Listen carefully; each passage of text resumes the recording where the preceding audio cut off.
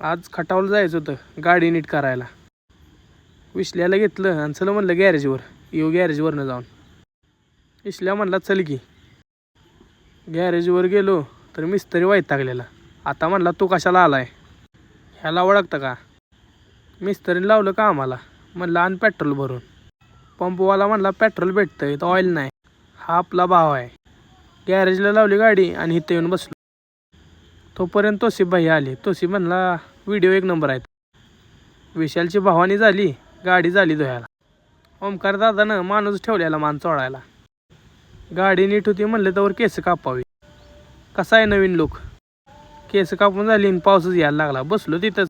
गाडी काही नीट नाही झाली पण दुसरी गाडी घेऊन आलो. ईशान म्हणला माझी बी कापायची.